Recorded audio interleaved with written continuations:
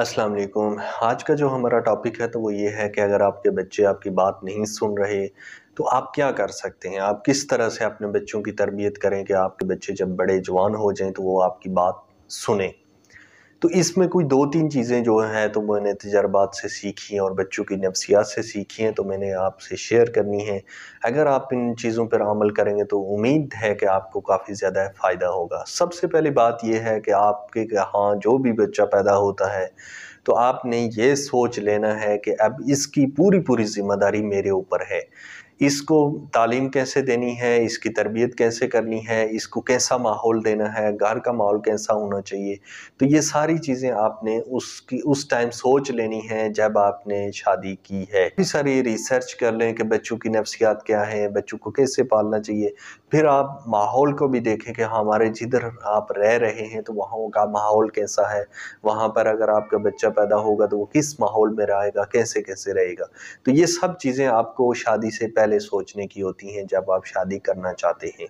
तो जब आप शादी कर चुके, आपके बच्चे हो गए, तो फिर आप अगर ये सोच रहे हैं तो आप काफ़ी लेट हो गए हैं। लेकिन फिर भी ये है कि काफ़ी टाइम नहीं गुज़रा है। आप इस टाइम भी अपने बच्चों को ठीक बचा सकते हैं। तो आपने क्या करना है कि जब आपकी औलाद हो गई है, 4-5 साल का आपका बेटा हो गया है, तो उसको 4-5 साल तक वो सब कुछ माहौल देना है जो आपको उसको बनाना चाहते हैं। सबसे पहले आप उसको ये नहीं कहें कि उसको मस्जिद में भेज दिया और उसने कारी साहब ने उसको नमाज़ सिखानी है, उसको ट्यूशन भेज दिया, उसको टीचर ने सिखाना है एबीसी 1 2 3 ये सब कुछ उसने सिखाना है। और उसके बाद थोड़ा-सा बड़ा हो गया तो वो स्कूल चला गया, सब कुछ उसने सिखाना है और उसके बाद वो घर आया तो बाहर खेलने चला गया, छत पे चला गया वो लोगों के साथ। तो वो अगर सिखाएगा, माहौल सिखाएगा उसको बच्चे को उसने कैसा बनना है, तो फिर आप अपनी ज़िम्मेदारी नहीं पूरी कर रहे। घर में आप उसको वो माहौल दें जो आप उसको बनाना चाहते हैं। अगर आपको उसको अच्छा एक्टर बनाना है तो आप उसको घर में वो माहौल दें कि वो अच्छा एक्टर बने। अगर आप उसको अच्छा स्कॉलर बनाना चाहते हैं, इस्लामी स्कॉलर, तो आप उसको घर में वो माहौल दें कि वो अच्छा स्कॉलर बड़ा होकर बन सके। अगर आप उसको मोटिवेशनल स्पीकर बनाना चाहते हैं, आप उसको गुलकार बनाना चाहते हैं, जो भी आप अपने बच्चे को बनाना चाहते हैं, तो आपने बचपन में ही उसको वो माहौल देना पड़ेगा। उसके लिए आपको करना क्या पड़ेगा? माहौल से मुराद क्या है कि आपको मियाँ-बीवी को दोनों को वही काम करने पड़ेंगे जो आप अपने बच्चों को करवाना चाहते हैं। आपके बच्चे आपकी कही हुई ज़ुबान से कम सीखते हैं, आपको देखकर ज़्यादा सीखते हैं। आप क्या कर रहे हैं, आपके बच्चे वो देखकर आपको सीखते हैं। इसीलिए आपने अक्सर देखा होगा कि जिन घरों में गालिम-गलौज का माहौल है, तो उस घर के बच्चे जो है तो वो अक्सर बदतमीज़ होते हैं। और जिन घरों में जो है तो वो अच्छे इख़्लाक़ का माहौल है, तो उस घर के बच्चे अक्सर अच्छे होते हैं। जिस घर में नमाज़ पढ़ते हैं, सब मियाँ-बीवी नमाज़ पढ़ते हैं, एक नमाज़ी माहौल है, तो उस घर के बच्चे अक्सर नमाज़ी होते हैं। ये जो माहौल आप घर में दे रहे हैं, तो ये वो इससे सीखता है। उसके बाद ये है कि 5 से 10 साल के दरमियान क्योंकि आपको बाहर निकालना पड़ता है अपने बच्चे को, तो वो गली मोहल्ले में जो माहौल चल रहा है तो वो उससे कुछ काफ़ी हद तक चीज़ें सीखता है। फिर जब आपका बच्चा बालिग होने लगता है तो तब उसका सबसे ज़्यादा ख़्याल उस टाइम रखना चाहिए जब आपका बच्चा बालिग होने लगता है। फिर क्योंकि कुछ ऐसी चीज़ें होती हैं जो वो कहना चाहता है, जो वो सीखना चाहता है, कोई नई चीज़ें उसके सामने आती हैं, अजीब-अजीब चीज़ें उसके सामने आती हैं क्योंकि वो बड़ा हो रहा होता है, क्योंकि वो जवान हो रहा होता है, तो वो सारी चीज़ें वो किसी से पूछना चाहता है। तो वो उसके लिए घर में अगर कोई नहीं है उसको बताने वाला तो वो किससे पूछेगा? घर जाके मोहल्ले में किसी और से पूछेगा, मोहल्ले के दोस्त बनाएगा, उनसे शेयर करेगा, यार मेरे साथ ये हो रहा है, यार मैंने ये करना है, यार मेरी ये ख्वाहिशात हो रही हैं, यार मुझे ये हो रहा है।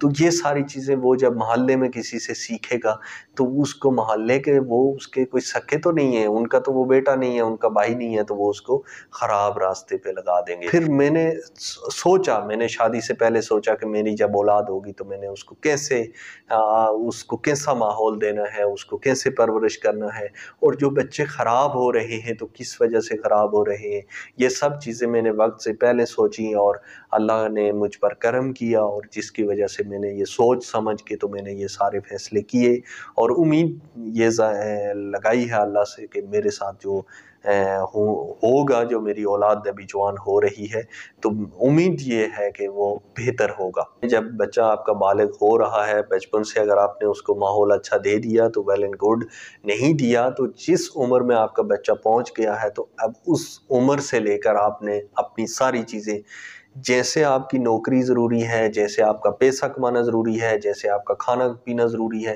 اسی طرح سے آپ کے بچے کے ساتھ بیٹھنا اٹھنا اور دوستی ضروری ہے۔